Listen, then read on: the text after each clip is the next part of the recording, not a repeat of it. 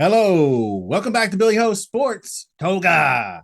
Yes, indeed. Once again, spotlighting Saratoga this weekend for stakes racing action. We have the Grade 1 Whitney Stakes for 4-year-olds and up. That's going to be our focus for today. Also, going to have some great content coming out this week. We also have this Friday the Saratoga Oaks, and so a couple stakes that night. So we'll do like a little Friday night double feature like we did last week. And on Saturday, loaded day with several graded stakes. So definitely subscribing to the channel and clicking that like button will go a long way to spreading my content. I really do appreciate that. Jump over on X and give me a follow over there at Billy Ho Sports too. We've got a field of 12 horses to discuss, so let's get right into it. Okay, grade 1, the Whitney, mile and an eighth. Grade 1, $1 million purse, big time race, 4-year-olds and upward. Here is what I like to look at first. You can see it's pretty close in the prime power ratings. In my opinion, it's not, but you can see the class ratings. National Treasure is a little bit better there. Now, Warrior Johnny's that 111, we'll get to that later. We'll talk about it. But this is the pars. I like to look at these. This is what they think that it's going to take to win this race. It's going to take a 105 Brisnet number to win this race. And then the E2, this is kind of something I pay attention to. And you definitely want to be in the mid to low 90s on the late pace. So post time, a closer. But I like the way he stays close up to the pace. You can see within 5 lengths or so of the lead in the stretch there, close to second. But National Treasure was not to be denied that day. And then the previous race, Messier, similar company. This is a 4-year-old running against a 5-year-old. Ran a 102 and was closing down the stretch. Was only 4 back there. So hanging in there close. Then the win was second by just a length and a half. So he knows how to keep him up there. Sheldon Russell, more than ample racing. And you can see how many races. I mean, it's win, win, win, a third, and then a couple of a little bad stretch here, third, fourth, second, in late November in the fall, but came out firing 104, 103. So you can see how much he's maturing. So interesting horse, definitely threat to win the race.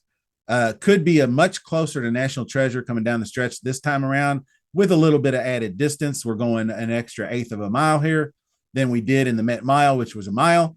Disarm, off a bit slow, rode the rail, then saved ground, but had 0 kick down the stretch here. And this one, we're in the Stephen Foster. The win previous was just an optional claiming 80K. That was the first off the layoff, which was a made sense. But you can see the minus 27 pace. People were concerned about that, and I was too. But I just thought, well, it's his first off the layoff, not that big a deal. But he came out flat in the next one too. So I expect better because it's Gunrunner, Sire, and Steve Asmussen trainer. Steve comes through in a big way with these big time races. But you can see 12th in prime power for a reason. So here's Natty Treasure, and just number 1 with a bullet. The thing that I wanted to show you is these pace ratings right here, where I like to see first call, second call. I've probably explained them before in previous videos, but the plus numbers are faster. The minus numbers are slower. So when you get in the plus column of this amount, 16 and up, that's fast pace action there for you. And you can see him leading all the way. He runs a 115 second pace figure.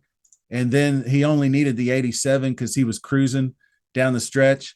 But you go to this, this is the one I wanted to see, the grade 1. And this was the Pegasus World Cup. Runs a 111 in the middle and a 94 down the stretch, going 1 1/8 miles, holding off Senor Buscador and Krupe. Krupe was third in that race. So he dug, so that's, he had to dig in to get by those. Another thing that I like about National Treasure way back here. If you go back to it was the BC Dirt Mile, obviously had the lead the whole way, hit the stretch firing, and then if it wasn't for Cody's Wish, who was probably the best miler we've seen in decades, coming down the stretch to battle him out and got a head bob. He actually was going by National Treasure, and then National Treasure fought back and made it a head bob. So it really could have been a neck or a whole head in front, but for Cody's Wish. But National Treasure is not one to back down in the stretch, as he was in the Preakness when Blazing Sevens came up on him in the stretch.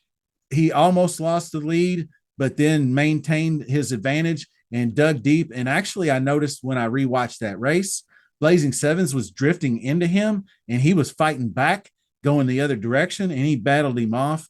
This horse has fight down the stretch. He's not just all speed, all go and no show. He runs plus 16s, he runs plus 13s, he runs 14s coming home, plus 12s. And you won't see any of these other horses doing that. He's going to be too fast. Warrior Johnny, the 111, he's got minus 10, minus 11, much slower pace figures, 48 half mile. And we're running 45 half miles. We're running 46 half miles. So Warrior Johnny's a toss. First Mission is another one that, like I said, I'm a little bit down on. Good pace in the Stephen Foster, but got chewed up down the stretch.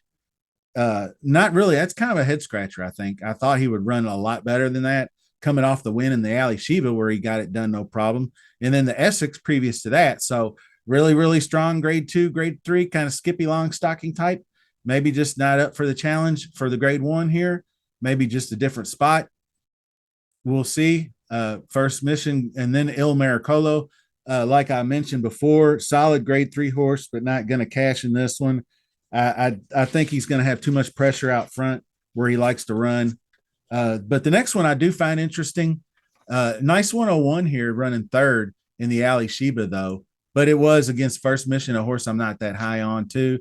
Tumbarumba, you can see the company he keeps right here. So this was when he faced the grade 1 competition, was 6th by 14 lengths in that fast pace. So here's Krupe, number 7, I think, ran third behind Senor Buscador and National Treasure, closing rally. Frankie Dettori up. He's got IRAD this time around. Won the Suburban and then finished a distant second to Next. Next is a really good, he's a top 10 older male horse, but ran second to him and looked really strong with the 100 figure. A horse that I would definitely have in exotics because he can close, and especially if the pace is hotly contested, he's going to be cleaning up the pieces. So keep an eye on Krupe.